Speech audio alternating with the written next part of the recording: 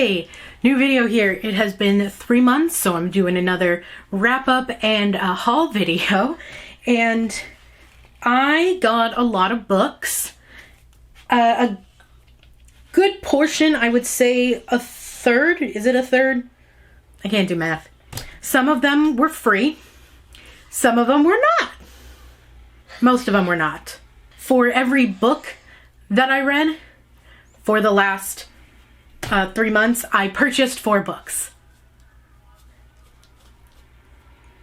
I got 12 books. So the first 4 I got were in July.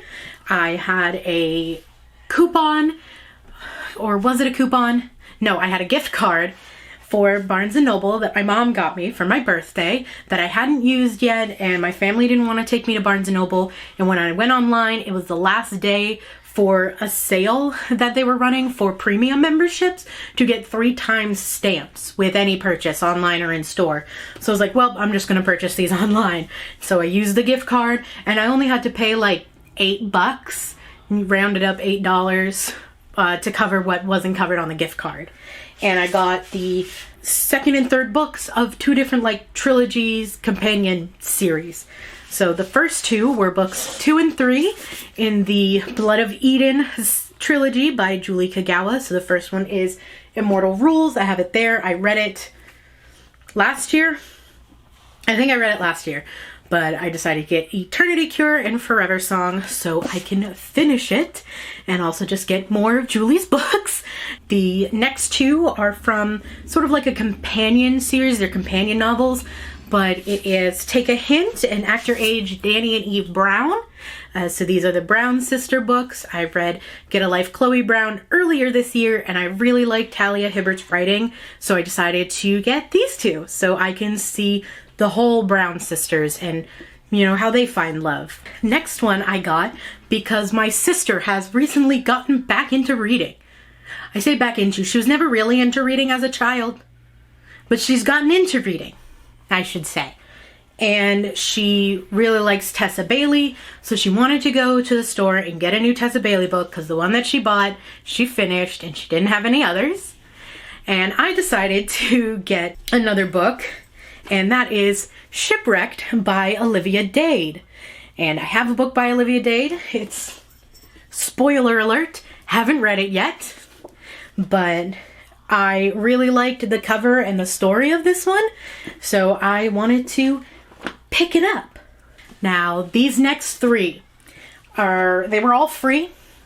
I got them, I don't know what months I got these, because they were all kind of scattered about, but at my work, somebody set up in the office a free little library, and I continuously check it. I need to go through my books to see if there's any I want to get rid of so I can actually contribute to the library, as well as I want to go around to like little libraries in my area, my neighborhood too. So possibly that will be a video of me with any books maybe that I want to get rid of, or my mom will go around to different little libraries, see if there's anything we want and put things we don't want in there. But I got 3 books from the little library at my work since I'm there 4 days a week. Those books are A Merry Little Meet Cute, and this is by Julie Murphy and Sierra Simone. In the Event of Love, this is by Courtney Kay, and I got this one, mainly I was looking at the spine, I was like, oh, that sounds kind of cool. I opened it up, and I realized it was sapphic, and reading the back, it's like a Hallmark movie, but sapphic and in book form. So I said this might be just a cute little winter read for me, as well as A Merry Little Meet Cute. And the third book that I got from my work's little library is Sleeping Giants, and this is by Sylvain Nouvel. And when the little library first popped up, I had looked at this book and it sounded interesting, and then I continuously saw it for the next like 3 months. And so I decided to just grab it because I would always look at it whenever I walked up to the little library. So I finally decided to just grab it, and we'll see if I like it. The last 4 books I bought while I was down in Texas with my friend Em and their partner Anton, and we went to Barnes & Noble. I didn't get as many books this time at Barnes & Noble as I did last time I visited them, but I did get 4 books.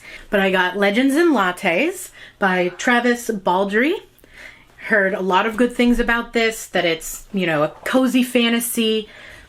I like D&D fantasy, so I thought, you know, something like this would be cute to read. Then I almost didn't get this book because we couldn't find it in the normal section that it would have been in, and then I saw it on an end cap down at the bottom, like right before we were going to leave. But it is This Is How You Lose the Time War. This is by Amal El Mokhtar and Max Gladstone. I apologize if I said those names wrong. I did that lovely thing again that I do where I don't check how names are pronounced. I have been looking at this book for a while now, and now I finally own it. And then another book by an author that I haven't read the books. I already have of them on my shelf. I got another Olivia Dade book. I got All the Feels by Olivia Dade. So now I have 3 of her books, and maybe I'll try and read them all one after the other. I'll try and pick a time that feels right for some fun plus-size romances. And then the last book that I purchased is Assistant to the Villain. I had seen this book on TikTok. The author had shared the cover reveal, and I thought it was cool, but I didn't pre-order it, mainly because I forgot. Because I just saved the video on TikTok into a playlist that I have of like book recs, and then I don't ever open that favorites list again. But I saw it at Barnes & Noble, and it's got red sprayed edges. The first editions have that, and I wanted to give it a try. I have heard mixed reviews online, so we'll see how it goes, but I think at least the cover is really kind of cute. And now the 3 books that I read between July and September. I have a whole reading vlog about these books, so I'll link that possibly up here. But it is the Silo trilogy by Hugh Howey. So you can hear more of my thoughts on these books in that video. So those are the 3 books I read and the 12 books I got between July and September. I am really excited to read these. I am going to try and read themed books for the rest of this year if I can. So like more kind of like spooky, paranormal, supernatural books in October, now that it is October. And then, you know, maybe I'll try and get to these 2. And I think I have a few other Christmas-y themed, wintry themed books. Try and read those in December.